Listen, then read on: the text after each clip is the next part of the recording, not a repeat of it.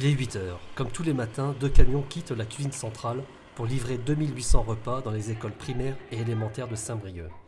Ainsi, dans les assiettes, s'achève un cycle commencé la veille de fabrication en liaison froide des déjeuners des petits briochins.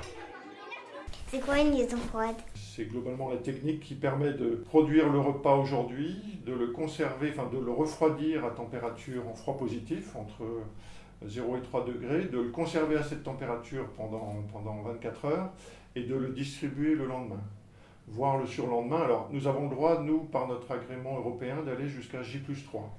Quelles sont les différentes étapes? Nos cuisiniers vont eux-mêmes contrôler la température en fin de cuisson. Ils doivent avoir déplacé les 63 degrés.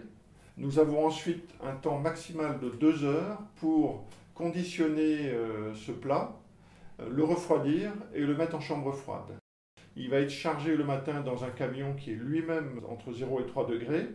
Le camion va livrer dans l'école et dans l'office de l'école, notre chauffeur va mettre les denrées dans les armoires froides des offices. Au moment du repas, le personnel, lui, du restaurant, va sortir ses repas de la chambre froide, va les mettre dans un four qui est un four de remise en température.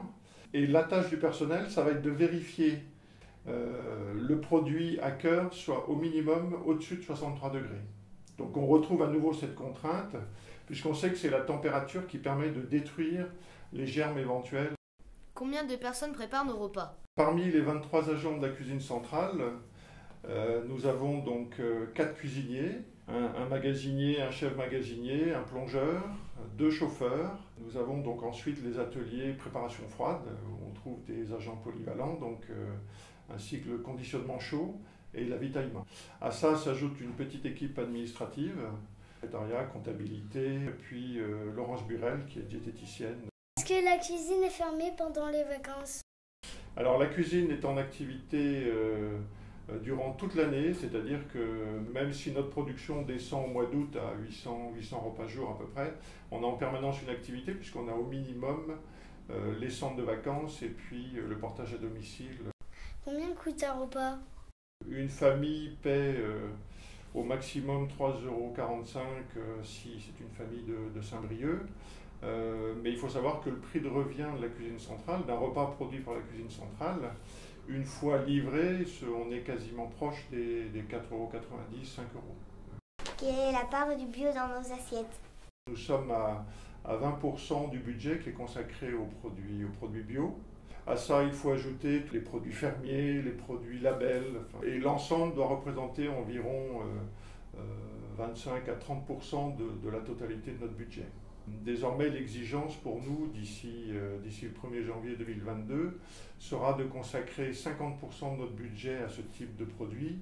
Ça ne fait pas un peu trop de déchets plastiques, toutes ces barquettes? Au final, nous allons continuer sur l'année qui vient sur les barquettes plastiques, puisque nous n'avons pas d'alternative technique vraiment fiable pour l'instant, tout en sachant que la loi nous imposera d'avoir éliminé ces barquettes plastiques au 1er janvier 2025.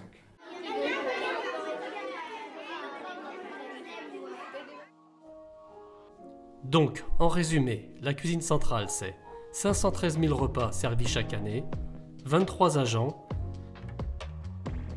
une priorité, l'hygiène, 34% est la part d'achat durable, le coût réel d'un repas est de 10 € pour une facturation de 3,45 € au briochins.